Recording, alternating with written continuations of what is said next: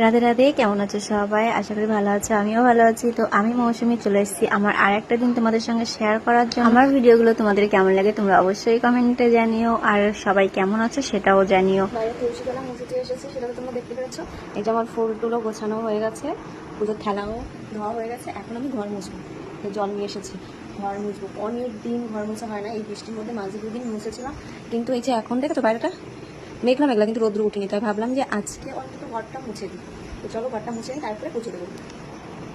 আজ হচ্ছে সোমবার, আমাদের বাড়িতে নিরামিষ করা হয় সেটা তোমরা জানো, আর তার জন্যই আমি এখন ঘর মুছে নিচ্ছি। ঘরটা তো অনেক দিন ধরেই মোছা হয় না, প্রায় 4-5 দিন ঘরটা মোছা হয় না, আর এই বৃষ্টির জন্যই মোছা হয় না জানো তো। ঘরটা ভিজে ভিজে আছে, তার উপরে যদি আবার জল দিয়ে মুছি আর ঘরের জলগুলো মনে হচ্ছে শুকাবেই না, তার জন্য ঘরটা মুছতেও ইচ্ছা করছিল না। তারপরে ভাবলাম যে চলো ঘরটা আজকে মুছি। আমি এইদিকে ঘর মুছে চলে এসেছি, আর মাকে তো দেখলে যে মা পুজো দিচ্ছে, আর আমি বাকি ঘরগুলোও মুছে নেব এখন। তো চলো মুছতে থাকি আর তোমাদের সঙ্গে কথাগুলো শেয়ার করতে থাকি।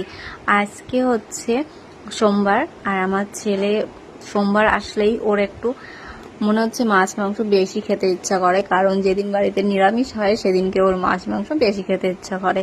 আর যেহেতু সোমবার, আমি বলেছি সোমবার নিরামিষ খাওয়ার কথা, তখন ও বলে কি নিরামিষ আমি খেতে পারবো না। আমার ছেলে নিরামিষ সত্যিই খেতে পারে না, যদি ওর জন্য ডাল রান্না করি তাহলে তো আর কোনো কথাই নেই।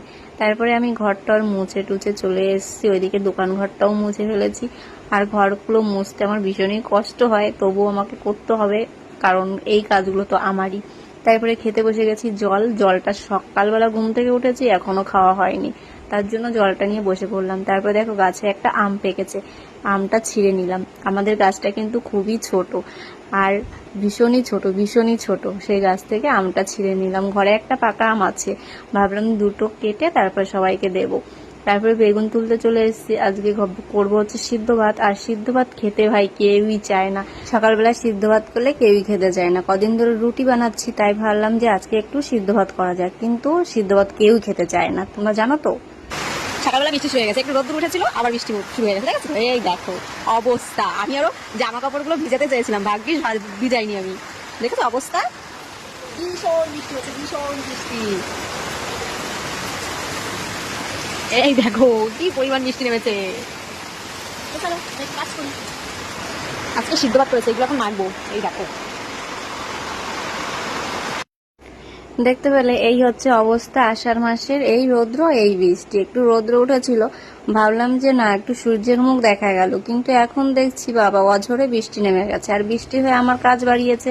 এই যে সিঁড়ির সামনে পুরো কাদা হয়ে গেছে, এখন আমি কোনো কাজ করতে পারছি না, নাহলে এই কাদাগুলো পাড়িয়ে পাড়িয়ে আমার ঘরে আসা লাগবে।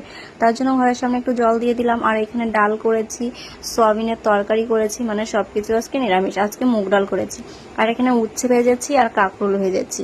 এই হচ্ছে আজকে আমার রান্না। তবে আমার ছেলের ডাল আছে, ডালের জন্য তো ও ভালোই পারে খেতে। তারপরে এই যে আমার ছেলে এখন যাবে পড়তে, আর আমার ছেলের বায়না কি জানো তো, আমার ছেলে না এই যে পড়ার টাইমটা, ও এখন টাইমটা মিস করছে, ভাবছে যে বৃষ্টি যদি আসে তাহলে আমার আর পড়তে যাওয়া লাগবে না। তারপরে আমার ছেলেকে আমি টিউশনিতে পাঠিয়ে দিয়েছি, পাঠিয়ে আমি এখানে একটু কাজ করছি।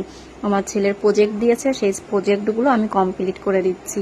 আমার ছেলে তো আর সেলাইয়ের কাজ করতে পারবে না, হাতে সুই টুই ঢুকিয়ে নিয়ে বসে থাকবে, তাই আমি ওর প্রজেক্টের কাজগুলো আমি করে দিচ্ছি। আর ডিজাইনটা ও করে নেবে, ও উপরে যে আমি কালারটা হবে ডিজাইনটা, সেই ডিজাইনটা ওকে বলবো করে দিতে। তারপরে রাত্রিবেলা চলে আসলাম হচ্ছে রুটি করতে। মা বলেছিল লুচি করতে, আমি শুনেছি রুটি করতে, তাই কথাটা এখন ঘুলিয়ে গেছে। আমি রুটি করেছি, শাশুড়ি মা বলছে আমি তোমাকে লুচি করতে বললাম আর তুমি রুটি করলে। আমি বলেছি আমি শুনতে পাইনি, আমি তো ভেবেছি তুমি রুটি করতে বলেছো, তার জন্য আমি রুটি করে নিয়েছি। আর লুচি করতে তো আমার বেশি সময় লাগতো না, তাহলে আমার করতে কোনো আপত্তি নেই, আমি শুনতে পাইনি তার জন্য আমি করতে পারি। বললাম যে এখন রুটি খাও, পরে আর একদিন লুচি করা যাবে, কোনো আপত্তি নেই, আমি করে দেবো। তারপরে এখানে তো আমার রুটি প্রায় করা হয়ে গেছে, একটা রুটি ছিল, তাই ভাবলাম তোমাদের সঙ্গে একটু শেয়ার করি। তো চলো আজকের ভিডিওটা কেমন লাগলো, ভিডিওটা যদি ভালো লাগে অবশ্যই জানিও। আর যারা ফেসবুক থেকে দেখছো তারা ফলো করে নিও।